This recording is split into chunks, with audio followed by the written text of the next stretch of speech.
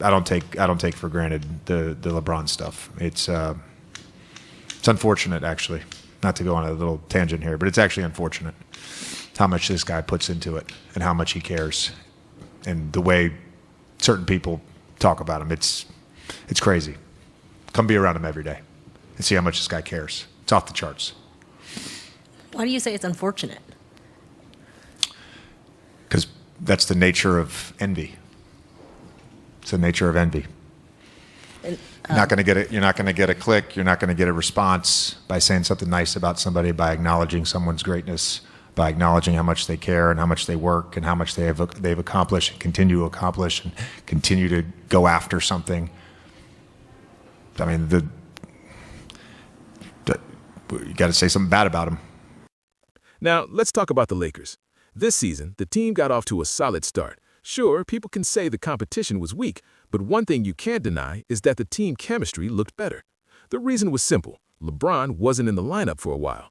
During that stretch, the team played more freely.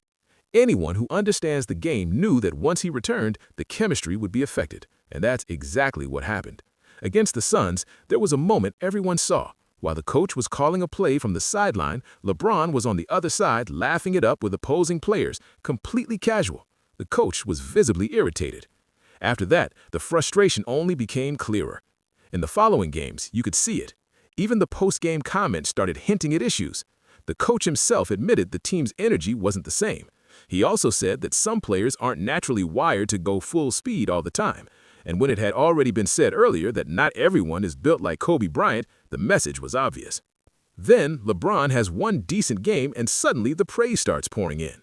The coach laid it on so thick. TV and knock him. You got to go read into, oh, he did this pregame and he did this. You know, it's all just nuts.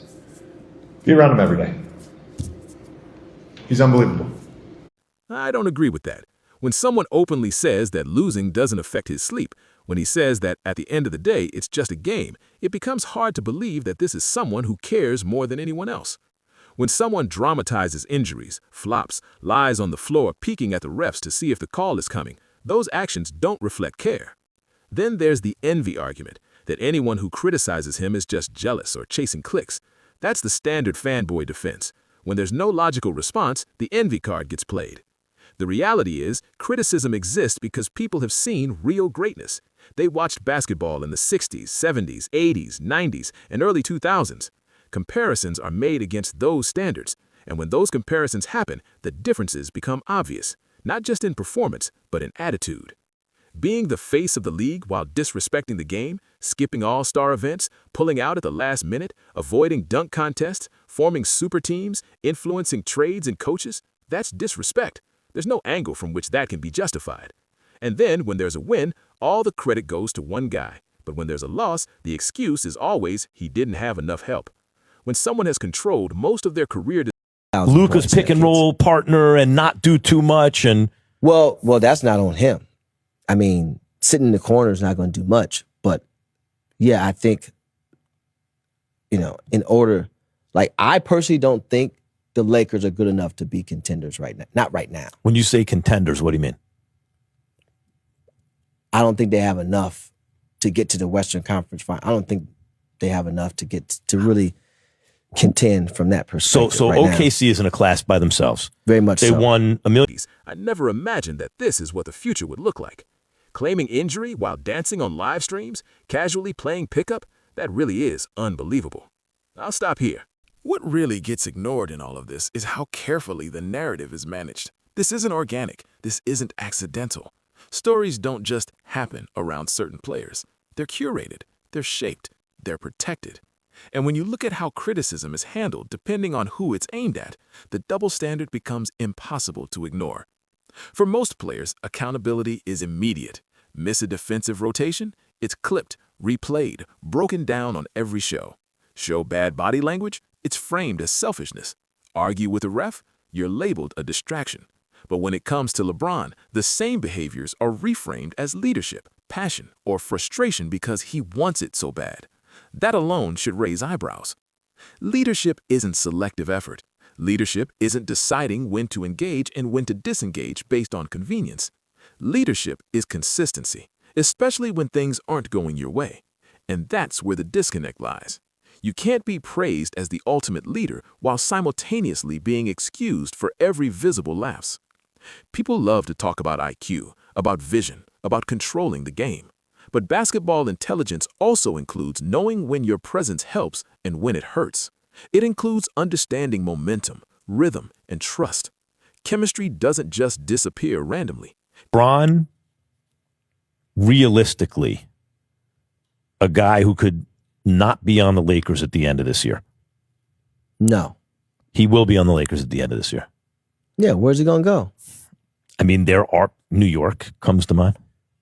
That's wishful thinking, If they Max. can't- You're from New Or biased, or nostalgic, or stuck in the past. But appreciating older eras isn't about refusing to move forward. It's about recognizing principles that don't expire. Work ethic, competitive pride, responsibility, respect for the game itself. Those things don't age out. What's changed is how much control stars have over consequences. There was a time when your performance spoke for you. Now, branding does. Optics do. Social media does. You don't just play the game. You manage perception around the game. And some players are far better at that than others. LeBron has mastered that part. No one disputes it. But mastering narrative control isn't the same as mastering the sport at its highest level in the purest sense. The greats before him didn't need constant explanation. Their legacy didn't require weekly defense segments. Their impact was felt, not debated. You didn't have to convince people. Another thing that gets overlooked is how often the bar moves. Standards shift depending on context. When he loses early, the discussion centers on roster flaws. When he loses late, it becomes about mileage. When he wins, it's legacy defining. When he struggles, it's age-related. There is always a built-in cushion.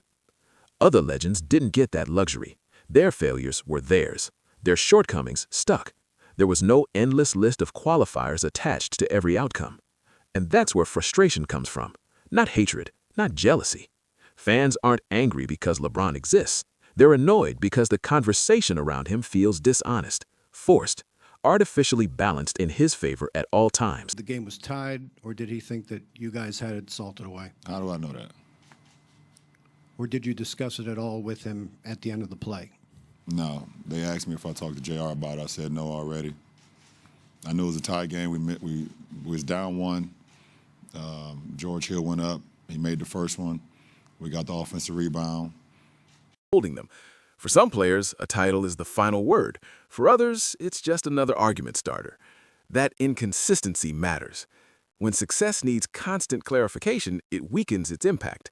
If greatness is undeniable, it shouldn't require ongoing campaigns to reinforce it. The fact that so much energy goes into shaping how achievements are perceived suggests an underlying insecurity within the narrative itself. And it's not just about fans. Media figures play a major role in sustaining this cycle. Many of them straddle an uncomfortable line between analysis and access. Being too honest risks losing proximity. Being too critical risks alienation. So instead, discussions are softened, reframed, or redirected. What you get is commentary that sounds analytical but avoids conclusions. This leads to another issue, selective memory. Certain failures fade quickly, while successes are replayed endlessly. Context is remembered only when it benefits the story being told. Injuries are magnified or minimized depending on convenience. Opponents are portrayed as elite or flawed depending on the outcome. That's not objective analysis, that's storytelling. Real basketball conversations are messy. They involve uncomfortable truths. They include acknowledging that sometimes a team underperforms because its leader didn't set the tone. Sometimes momentum shifts because energy drops. Sometimes leadership isn't enough. But admitting that doesn't fit neatly into brand management. And brand management is a huge part of the modern league. Players aren't just athletes anymore, they're corporations. Every reaction, every quote, every sideline moment is filtered through optics.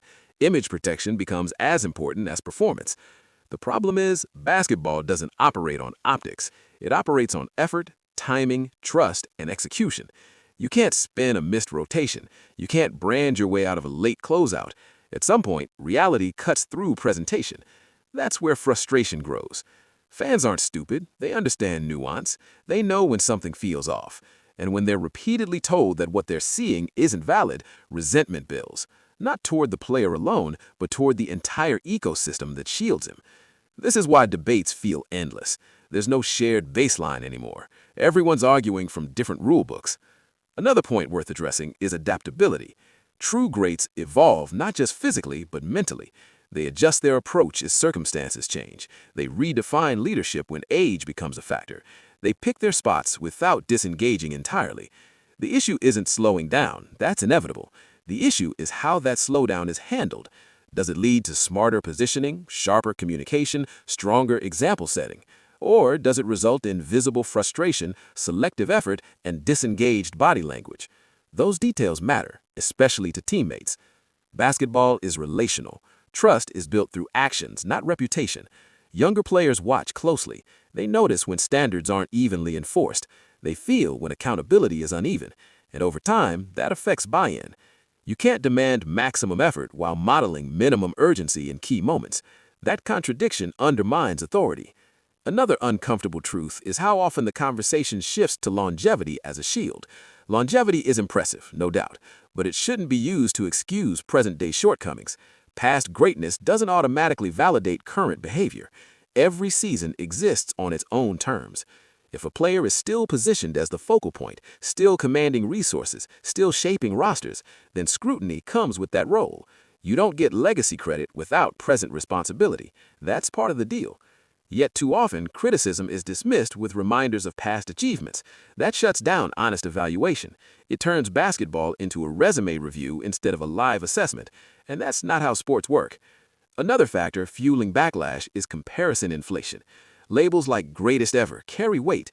When they're applied prematurely or defensively, they invite resistance, especially when the comparison pool includes players who operated under very different constraints.